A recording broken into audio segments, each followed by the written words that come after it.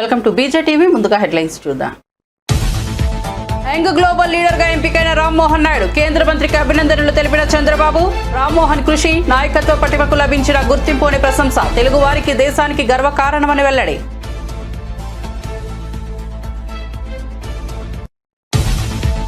ఎంతో మంది నియంతలకు ప్రజలు గుణపాఠం చెప్పారన్న కేటీఆర్. సుప్రీంకోర్టు వ్యాఖ్యలతో మరో ముఖ్యమంత్రి అయితే రాజీనామా చేసేవారని వ్యాఖ్యలు. రేవంత్ రెడ్డి విదేశాల్లో జల్సాలు చేస్తుంటే ప్రజలు ఆక్రోశిస్తారని వెల్లడి.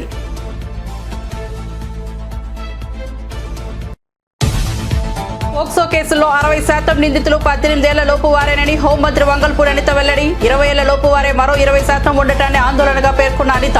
విద్యాలయాల్లో పోక్సో చట్టంపై అవగాహన పెంచి స్వీయ క్రమశిక్షణ సబ్జెక్టుగా చేర్చనున్నట్టు వ్యాఖ్య. దేశమంతా వక్ఫ్ బోర్డును అడ్డం పెట్టుకుని దోచుకుంటున్నారని కేంద్ర మంత్రి కిషన్ రెడ్డి ఆరోపణ. తెలంగాణలో వక్ఫ్ ఆదాయం ఎక్కడికి పోతుందో అక్బరుద్దీన్ రేవంత్ చెప్పాలని డిమాండ్. వక్ఫ్ ఆదాయం అసదుద్దీన్ అక్బరుద్దీన్ చెంచాలకు ఉపయోగపడుతోందని తీవ్ర విమర్శలు. బ్రిటిష్ వాళ్లకే భయపడిన పార్టీ కాంగ్రెస్ అన్న అద్దంకి దయాకర్. మోదీ అమిత్ షా కేడీలు అంటూ ధ్వజం. దేశం కోసం ప్రాణాలు అర్పించిన కుటుంబం మీద కక్ష కట్టారని ఆరోపణ.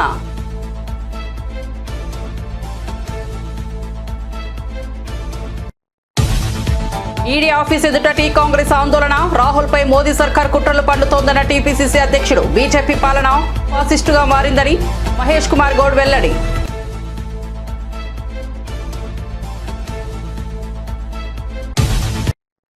ఇక వార్త వివరాల్లోకి వెళ్తే, ప్రతిష్టాత్మక world economic forum young global leader గా ఎంపికైన కేంద్ర మంత్రి కింజరపు రామ్మోహన్ నాయుడుకు ముఖ్యమంత్రి చంద్రబాబు అభినందనలు తెలిపారు. రామ్మోహన్ నాయుడు అంకిత భావం, దార్శనికతకు లభించిన ఈ గౌరవం తెలుగు వారందరికీ గర్వకారణమని కొనియాడారు. యువ వయసులోనే ప్రజాసేవకు పరిపూర్ణంగా అంకితమైన రామ్మోహన్ నాయుడు భవిష్యత్తులో మరిన్ని శిఖరాలను అధిరోహించాలని ఆకాంక్షించారు. ఈ అంతర్జాతీయ గుర్తింపు దేశ ప్రతిష్టను మరింత పెంచుతుందని పేర్కొన్నారు.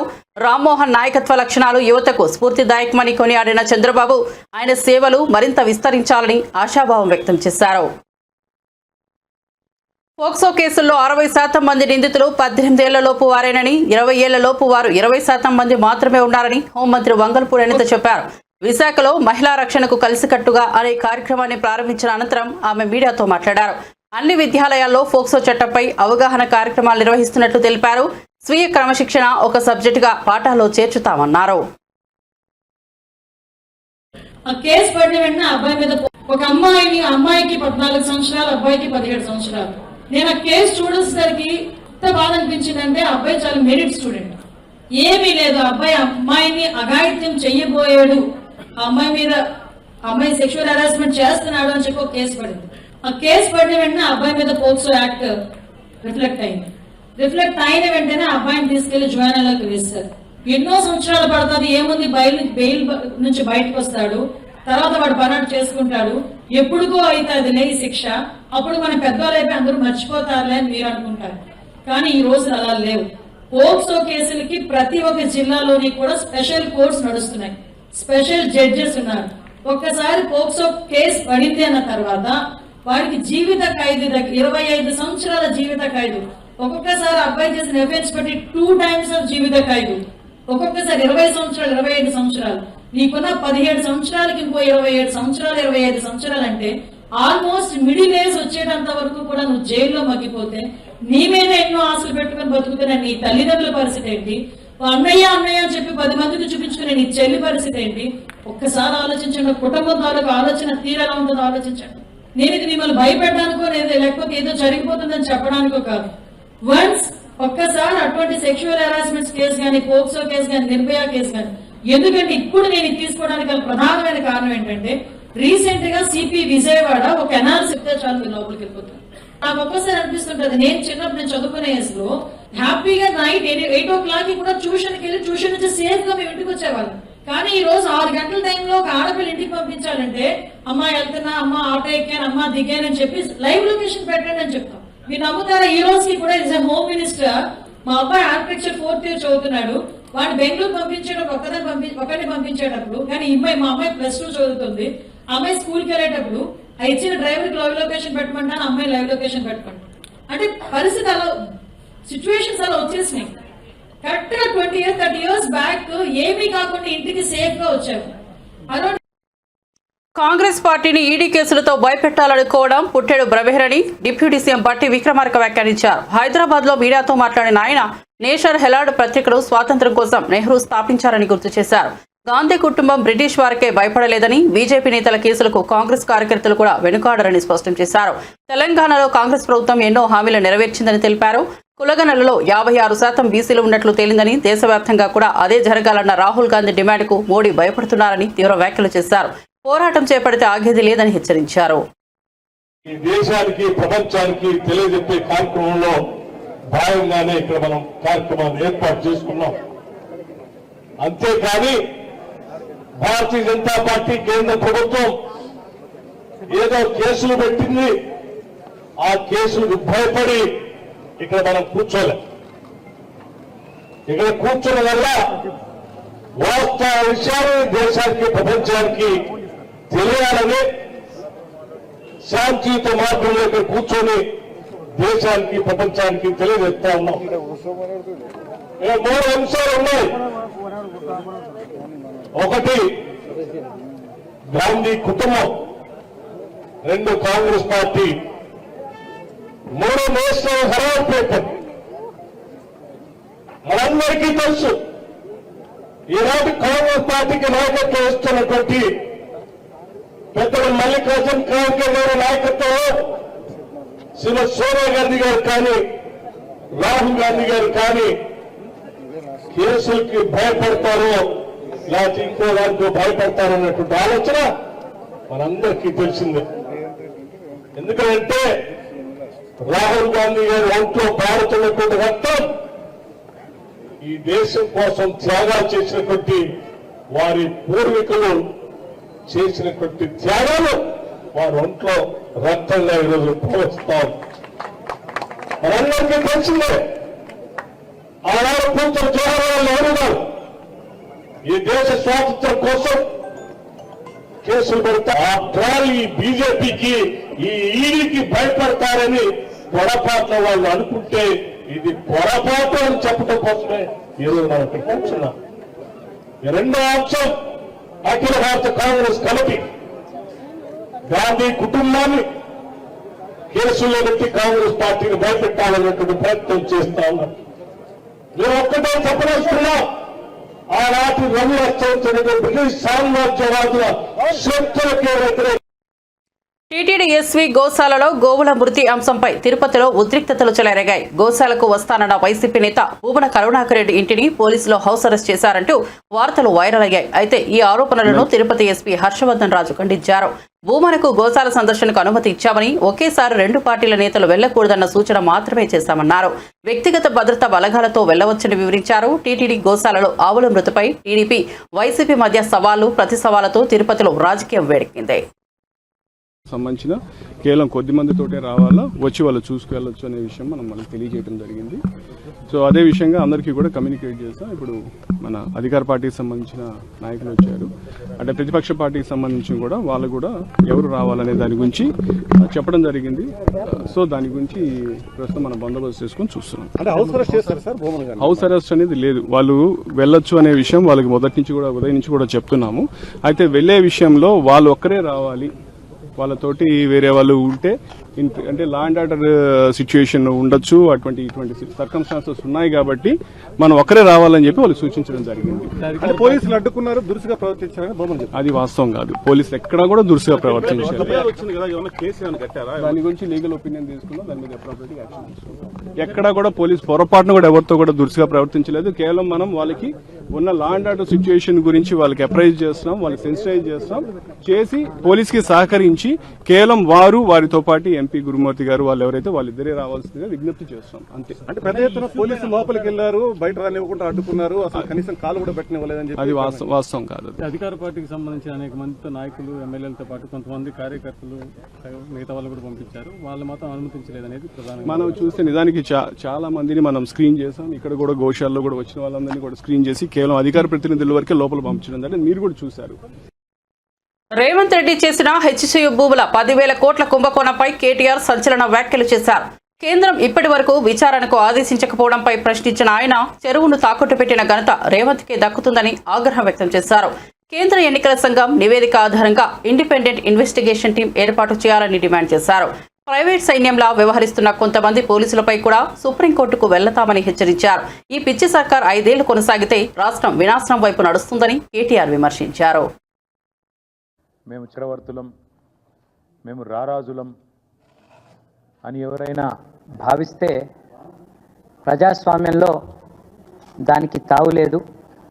ఈ దేశంలో ఉండే 4 స్తంభాల్లో ఇది తప్పకుండా సరైన సమయంలో సరైన పద్ధతుల్లో స్పందిస్తుంది అని చెప్పి నిన్న సుప్రీంకోర్టులో జస్టిస్ గవాయ్ గారి నేతృత్వంలో జరిగిన ఆ వాదోపవాదాలు విన్న తర్వాత ఈ దేశంలో సగటు పౌరుడికి న్యాయ వ్యవస్థ మీద గౌరవం పెరిగే విధంగా, ముఖ్యంగా అధికారంలో ఉన్న వాళ్ళ అధికార అహంకారం తగ్గే విధంగా ఉన్నదని చెప్పక తప్పదు. నిన్నటి సుప్రీంకోర్టు యొక్క డైరెక్షన్, ఆ 100 ఎకరాలు ఎప్పుడు రిస్టోర్ చేస్తారు, ఎక్కడైతే మీరు చెట్లు కొట్టేసి ఆ పర్యావరణాన్ని అతలాకుతలం చేసినారో ఎప్పుడు మళ్ళీ తిరిగి పునరుద్ధరిస్తారు, ఎట్లా పునరుద్ధరిస్తారు అనే స్పష్టమైన ఒక రోడ్ మ్యాప్తో రండి. లేకపోతే అక్కడనే అదే స్థలంలో ఒక తాత్కాలిక కారాగారం ఏర్పాటు చేసి, తాత్కాలిక జైలు ఏర్పాటు చేసి మీ అధికారులను జైలుకు పంపుతాం అనే మాట సుప్రీంకోర్టు చెప్పింది. అంటే నిజానికి ఇంకో ముఖ్యమంత్రి అయితే కొంత ఆత్మాభిమానం, కొంత పౌరుషం, కొంత సిగ్గు ఇవన్నీ ఉన్న ముఖ్యమంత్రి అయితే ఈ పాటికి రాజీనామా చేసి పోవాలి. కానీ అక్కడ ఉన్నది రేవంత్ రెడ్డి. ఆయన కిందాక నేను చెప్పిన ఇలాంటి ఏవి కూడా లేవు కాబట్టి సహజంగానే దులుపుకొని పోతూ ఉన్నారు. కానీ నిన్న సుప్రీంకోర్టు డైరెక్షన్ ఏదైతే ఉందో ఇది 100 ఎకరాలు వెంటనే పునరుద్ధరించాలనేది, ఇది విద్యార్థుల విజయం, ఇది హైదరాబాద్ సెంట్రల్ యూనివర్సిటీ యొక్క ప్రొఫెసర్ల విజయం. నిజంగా చెప్పాలంటే ఈ రాష్ట్రంలోని, ఈ దేశంలోని పర్యావరణ ప్రేమికుల విజయంగా చెప్పక తప్పదు.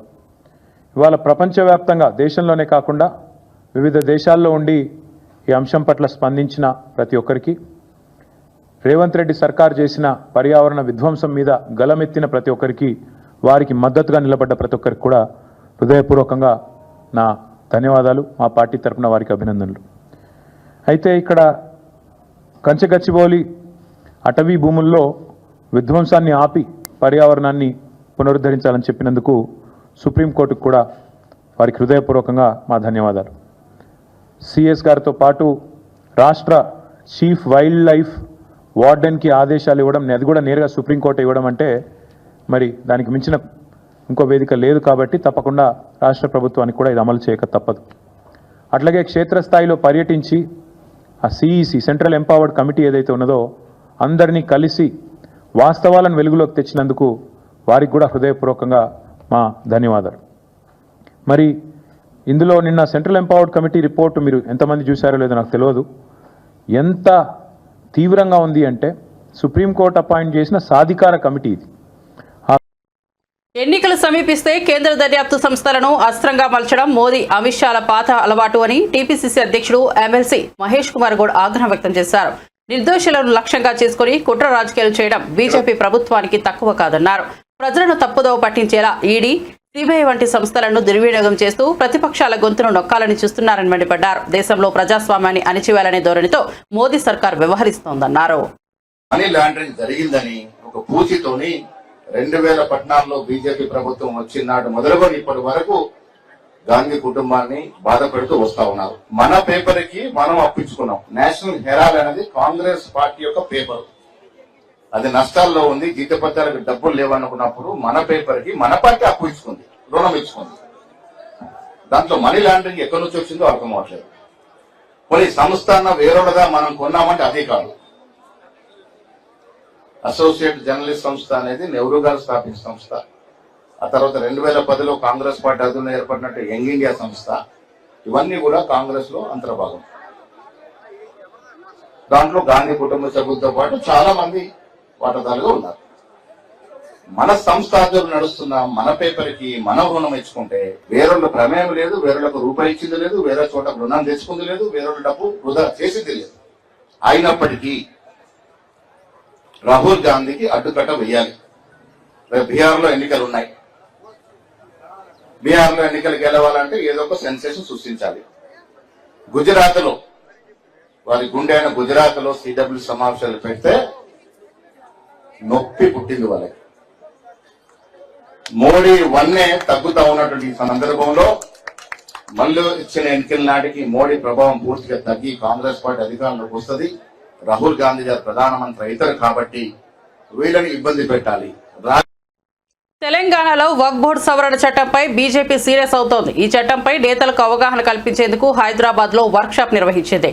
కేంద్ర మంత్రి కిషన్ రెడ్డి నేతృత్వంలో నిర్వహించిన ఈ సమావేశంలో జిల్లాల వారీగా జన జాగరణ అభియాన్ చేయాలని నిర్ణయించారు. ఈ నెల 20 నుండి ప్రతి జిల్లాలో 3 చొప్పున నేతల బృందాలు చట్టంపై స్పష్టతనిచ్చేందుకు ప్రచారానికి సిద్ధమవుతున్నాయి. వక్ఫ్ బోర్డును ఓవైసీ బ్రదర్స్ అనుచరుల లాభానికి వాడుకుంటున్నారని, భూముల దోపిడీకి ఇది మార్గం అయిందని కిషన్ రెడ్డి ఆగ్రహం వ్యక్తం చేశారు. ఇకపై డాక్యుమెంట్లు నేతల ఇళ్లలో కాదు కంప్యూటర్లో ఉంటాయని తేల్చేశారు. ప్రదీప్ కుమార్ గారు, బంగారు శృతి గారు, అదేవిధంగా కాసం గారు శాసన మండలి సభ్యులు పార్టీ ఆధ్వర్యంలో 2014లో ఏర్పడినటువంటి ప్రభుత్వము వరుసగా అనేక రకాల సంస్కరణలు తీసుకొస్తుంది. అది జిఎస్టీ బిల్లు కావచ్చు, ఆర్థిక వ్యవస్థను మెరుగుపరిచే విషయం కావచ్చు, లేక డిజిటల్ ట్రాన్సాక్షన్ కావచ్చు, లేకపోతే విదేశీ విధానం కావచ్చు, ఆర్టికల్ 370 కావచ్చు, త్రిబుల్ తలాక్ కావచ్చు.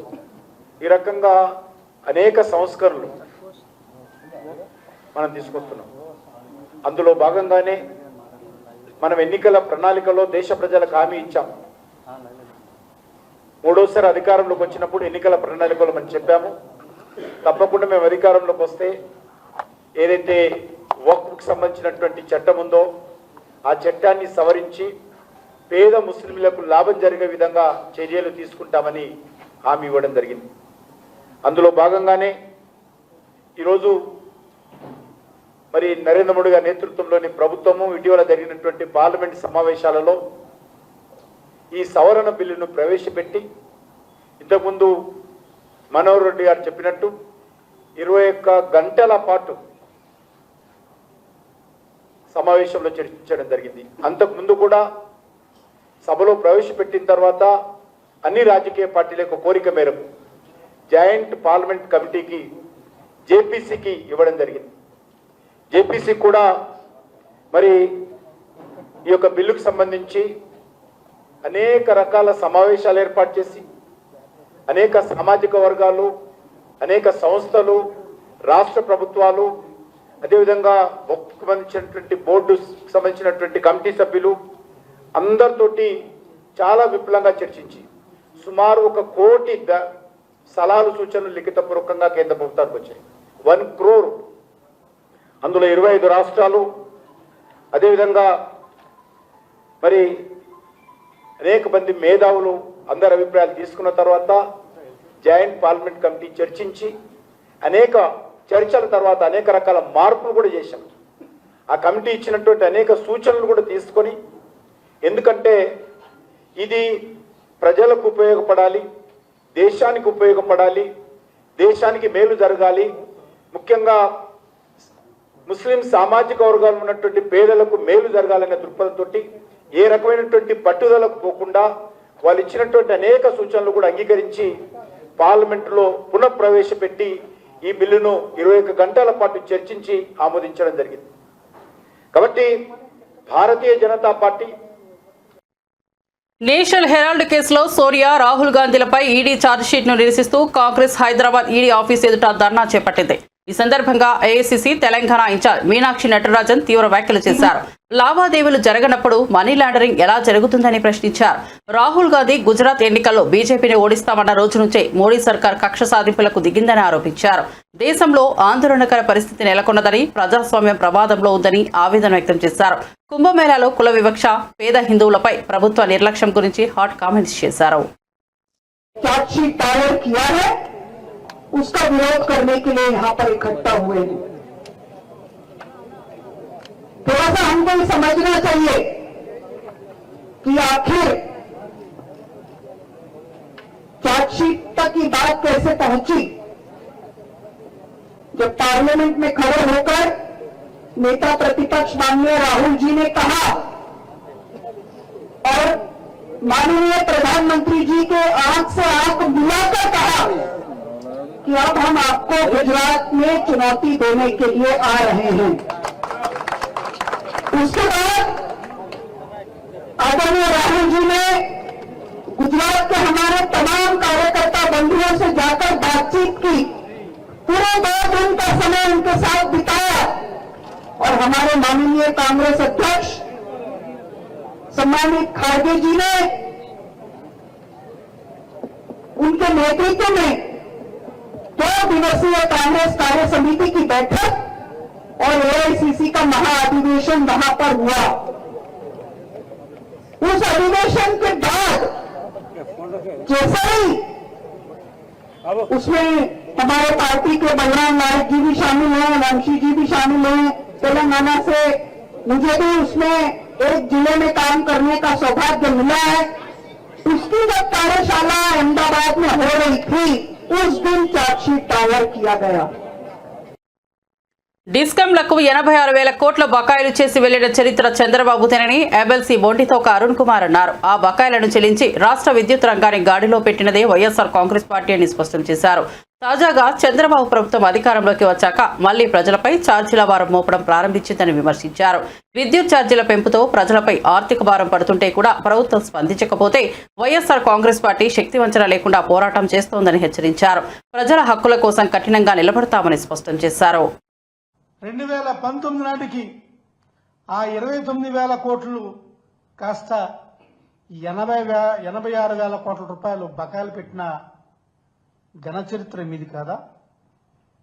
అయినప్పటికీ కూడా మేము 19లో అధికారంలోకి వచ్చినప్పుడు ఏదైతే డిస్కామ్లకు బకాయిలు ఉన్నాయో, ఈ 86,000 కోట్ల రూపాయల్లో బకాయిలు ఉన్నాయో, 8,800 కోట్ల రూపాయల బకాయిలు ఉన్నాయో, మీరు ఉచిత విద్యుత్ కోసం మీరు బకాయిలు పెట్టిన 8,845 కోట్ల రూపాయల బకాయిలు తీర్చిన చరిత్ర వైఎస్ఆర్ కాంగ్రెస్ పార్టీది కాదా?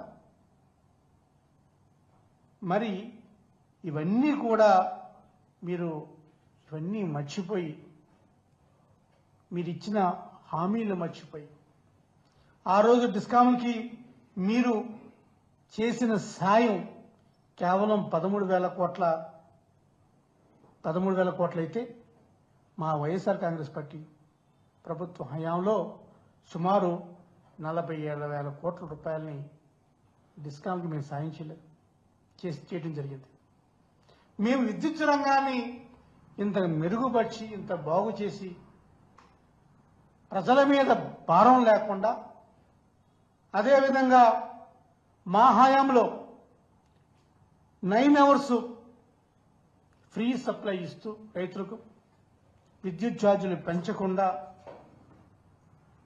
అనేక కార్యక్రమాలు వివిధ వర్గాలకు ఉచిత విద్యుత్ ఇస్తూ మంచి సంస్కరణలతోటి, సంక్షేమ సంస్కరణలతోటి విద్యుత్ రంగాన్ని మెరుగుపరిస్తే ఈరోజు మీరు ప్రజల మీద భారం వేస్తూ వాళ్ళకి తెలియకుండా, భారాన్ని తెలియకుండా, మీరు చెప్పకుండా కేవలం కరెంటు బిల్లు వస్తే చాలు, వాడుకున్నది తక్కువ, వచ్చే బిల్లు ఎక్కువ. కూటమి నేతలు వైసీపీ ఎంపీ గురుమూర్తి పరస్పర వాగ్వాదంతో తిరుపతిలోని టీటీడీ గోశాల వద్ద కాసేపు గందరగోళం తలెత్తింది. గోవులు చనిపోయాయనే ఆరోపణలు నిరూపించాలంటూ గోశాల వద్దకు కూటమి నేతలు రాగా వైసీపీ నుంచి భూమన కరుణాకర్ రెడ్డి బదులు గురుమూర్తి వచ్చారు. శాంతి భద్రతల సమస్య సృష్టిస్తే తీవ్ర పరిణామాలుంటాయని పోలీసులు స్పష్టం చేశారు. ఎస్కాట్ ఇస్తామని కూడా చెప్పారు. వీడియోస్ చూడండి. పోలీస్ అధికారులతో మాట్లాడారు. ఒక డ్రామా, ఒక నాటకం. ఎంపీ గారు హ్యాపీగా ఎంపీ గారు వచ్చారు. ఎంపీ గారు ఏ రూట్ లో వచ్చినా ఆ రూట్ లో వస్తున్నారు. చూడండి. పోలీసు అధికారులు మాట్లాడుతున్నారు. ఎట్లా మమ్మల్ని పంపించలేనప్పుడు ఏ విధంగా పంపిస్తారు? శాంతి భద్రతలు ఉంటుంది. ఈ ప్రభుత్వం ఈ రోజు ఎంపీ గారు వచ్చారు. ఈ రోజు ఎంపీ గారు వచ్చినప్పుడు ఏ విధంగా ఏ విధంగా ప్రభుత్వం ఉందో దీనికి నిదర్శనం. పోలీసులు చెప్తున్నారు అరెస్ట్ చేయలేదంటున్నారు. ఎస్పీ గారు మీ ముందే ఉన్నారు కదా, ఎస్పీ గారు మీ ముందే ఉన్నారు. ఎంపీ గారు వచ్చారు, 34 ఆవులు చనిపోయినాయి వాస్తవాలుగా. అది కూడా తాన పురుగులు పట్టిన తాన ఎక్స్పైరీ డేట్ మందులు వాడి ఇవన్నీ చనిపోవడం జరిగింది. కానీ ఈ ప్రభుత్వం వచ్చిన తర్వాత ఈ డ్రామాలకు తెరదించండి ఆయన, ఈ డ్రామాలకు తెరదించండి ఆయన, ఈ డ్రామాలకు తెరదించండి ఆయన, ఈ డ్రామాలకు తెరదించండి. వైసీపీ వాళ్ళు అసత్య ఆరోపణలతో విద్వేషాలు వాస్తవాలుగా అది కూడా తాన పురుగులు పట్టిన తాన ఎక్స్పైరీ డేట్ మందులు వాడి ఇవన్నీ చనిపోవడం జరిగింది. కానీ ఈ ప్రభుత్వం బీఆర్ఎస్ వర్కింగ్ ప్రెసిడెంట్ కేటీఆర్ కు తెలంగాణ ఎమ్మెల్సీ అద్దంకి దయాకర్ ఘాటు సవాల్ విసిరారు. తండ్రి కేసీఆర్ వద్ద నుంచి పార్టీ అధ్యక్ష పదవిని తీసుకుని 3.5 ఏళ్లలో పార్టీని అధికారంలోకి కొట్టారు. అప్పటి వరకు కేటీఆర్ ను పనికిరాని వ్యక్తిగా పరిగణించాలన్నారు. కాంగ్రెస్ పై చేస్తున్న అసత్య ఆరోపణలను వెంటనే ఆపాలని హెచ్చరించారు. సంక్షేమ పథకాల అమలులో కాంగ్రెస్ ముందు వరుసలో ఉంటుందని, ప్రజలు బహుమతిగా అధికారాన్ని ఇచ్చారని గుర్తు చేశారు. బీఆర్ఎస్ మాత్రం ప్రజలను మోసం చేసిందని ధ్వజమెత్తారు. రాజకీయ విమర్శలకు పునాది వాస్తవాలే కావాలని సూచించారు. కార్యక్రమాలు అడ్డుకోవడానికో, కాంగ్రెస్ పార్టీ పథకాలకు సంబంధించిన పాజిటివ్ పోకుండా ఉండడానికో, లేకపోతే కాంగ్రెస్కు పాజిటివిటీ ఎస్టాబ్లిష్ కాకుండా ఉండడానికో ప్రెస్ మీట్లు జరుగుతాయి తప్పితే మరొకటి కాదు. ఈ రోజు కూడా ప్రెస్ మీట్ పెట్టిండు, హింసరాజు లెక్క అంతా హింస పెట్టిండు. కానీ నేను ఒకటే సూటిగా సవాల్ కేటీఆర్కు, ఇలా రేవంత్ రెడ్డి గారి మీద, కాంగ్రెస్ పార్టీ మీద మీరు చేస్తున్న కామెంట్స్కు నిజంగా నీకు దమ్ము ఉంటే, నిజంగా నీవు రాజకీయ నాయకునివి అయితే, నీకు రాజకీయ కెరీరే కావాల్సి ఉంటే, రేవంత్ రెడ్డి గారు పీసీసీ పదవి తీసుకున్న సంవత్సరం తర్వాత పార్టీని అధికారంలోకి తెచ్చిండు. పార్టీలకు రావడం, పీసీసీ తీసుకోవడం, మిమ్మల్ని పాతాళంలోకి తొక్కడం, అధికారంలోకి రావడం చేసిండు. నీకు దమ్ముంటే, నిజంగా నీకు రాజకీయంగా నీకు ఎదగాలని ఉంటే, మీ అయ్య నుంచి రాష్ట్ర అధ్యక్ష పదవి తీసుకో. నీకు దమ్ముంటే తీసుకొని 3 సంవత్సరాలు ఉందిగా, ఇంకా 3.5 సంవత్సరాలు ఉంది కదా, 3.5 సంవత్సరాల్లో నీ పార్టీని అధికారంలోకి తీసుకొచ్చి చూపించు, అప్పుడు మాట్లాడు. కానీ అప్పటి వరకు ఈ పనికి రాని, ఎందుకు ఏమిరా బాలరాజు అన్నట్టు ఏంది మీ కథ? ఒక పార్టీకి ఓట్లు లేవు, సీట్లు లేవు, అన్ని పనికిరాని చెత్త వాగుళ్ళు వాగుతా ఉంటే రాష్ట్రం భరించలేకపోతున్నది. ఈరోజు ఇక్కడ బీజేపీకి వ్యతిరేకంగా ఈడీ ఆఫీసు ముందు కాంగ్రెస్ పార్టీ ధర్నా జరుగుతున్నది.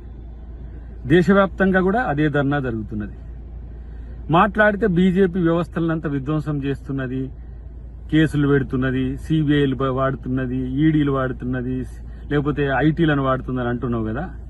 ఇవాళ ఇక్కడ మేము ధర్నా చేస్తుంటే దీన్ని డిస్టర్బ్ చేయడానికి నువ్వు నీ ప్రెస్ మీట్, నీ ఏంది కాన్సన్ట్రేషన్ డైవర్ట్ కావడానికి చేసినావు, సరే ఓకే. కానీ ఇప్పుడు జరుగుతున్న వాటి మీద, రాహుల్ గాంధీ గారి మీద లేకపోతే సోనియా గాంధీ గారి మీద పెట్టిన కేసుల విషయంలో మీ స్టాండ్ ఏందో చెప్పినావా? చెప్పవు. ఎందుకంటే బీజేపీకి బెనిఫిట్ కావాలి. నువ్వు లేదంటే కిషన్ రెడ్డి, బండి సంజయ్, మీరంతా ఒక లైన్ కదా, కనబడటానికి మీరు బీజేపీ బీఆర్ఎస్ లెక్క కనపడతారు. సైంటిఫిక్ గా చెప్పాలంటే బీజేపీ కమలం పువ్వుకు బీఆర్ఎస్ గులాబీ పువ్వును అంటగట్టినట్టు కనపడుతున్నాయి. కనీసం సిగ్గుందా? ఈరోజు ఎలాంటి ప్రెస్ మీట్లు పెట్టాలి? ఇట్లాంటి వాటి పట్ల మీ యొక్క ఏమంటారు తెలివి తక్కువతనం అని అర్థమవుతుందా? కాబట్టి ఇప్పటికి నేను ఇచ్చిన సవాలు తీసుకో. నిజంగా నీకు డబ్బు ఉంటే మీ అయ్య నుంచి రాష్ట్ర అధ్యక్షుడు తీసుకోబోయి, జాతీయ అధ్యక్షుడు ఆయనే ఉంటాడు. కనీసం మీరు బీసీలకు, ఎస్సీలకు, ఎస్టీలకు ఇవ్వలేరు. మీరు జీవితకాలం 25 సంవత్సరాలైనా ఇవ్వలేరు. ఇదన్నా నువ్వన్నా తెచ్చుకొని కారానాయన అని చెప్పేసి మేము డిమాండ్ చేస్తున్నాం. లేకపోతే సొంటకాయ వాదనలు. ముగించే హెడ్లైన్స్ మరోసారి చూద్దాం. యంగ్ గ్లోబల్ లీడర్ గా ఎంపికైన రామ్మోహన్ నాయుడు కేంద్ర మంత్రికి అభినందనలు తెలిపిన చంద్రబాబు. రామ్మోహన్ కృషి, నాయకత్వ పటిమకు లభించిన గుర్తింపు అని ప్రశంస. తెలుగు వారికి, దేశానికి గర్వకారణమని వెల్లడి.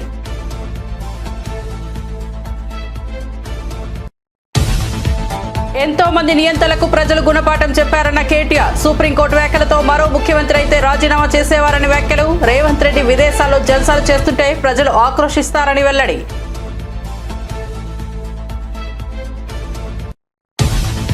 పోక్సో కేసుల్లో 60% నిందితులు 18 ఏళ్ల లోపు వారేనని హోంమంత్రి వంగల్పూడి అనిత వెల్లడి. 20 ఏళ్ల లోపు వారే మరో 20% ఉండటాన్ని ఆందోళనగా పేర్కొన్న అనిత విద్యాలయాల్లో పోక్సో చట్టంపై అవగాహన పెంచి స్వీయ క్రమశిక్షణ సబ్జెక్టుగా చేర్చనున్నట్టు వ్యాఖ్య. దేశమంతా వక్ఫ్ బోర్డును అడ్డం పెట్టుకుని దోచుకుంటున్నారని కేంద్ర మంత్రి కిషన్ రెడ్డి ఆరోపణ. తెలంగాణలో వక్ఫ్ ఆదాయం ఎక్కడికి పోతుందో అక్బరుద్దీన్ రేవంత్ చెప్పాలని డిమాండ్. వక్ఫ్ ఆదాయం అసదుద్దీన్ అక్బరుద్దీన్ చెంచాలకు ఉపయోగపడుతోందని తీవ్ర విమర్శలు. బ్రిటిష్ వాళ్లకే భయపడిన పార్టీ కాంగ్రెస్ అన్న అద్దంకి దయాకర్. మోదీ అమిత్ షా కేడీలు అంటూ ధ్వజం. దేశం కోసం ప్రాణాలు అర్పించిన కుటుంబం మీద కక్ష కట్టారని ఆరోపణ.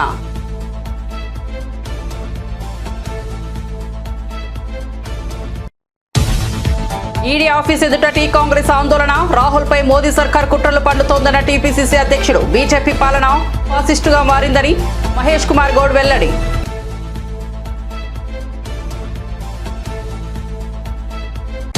మరిన్ని అప్డేట్స్ కోసం చూస్తూనే ఉండండి బీజేటీవీ.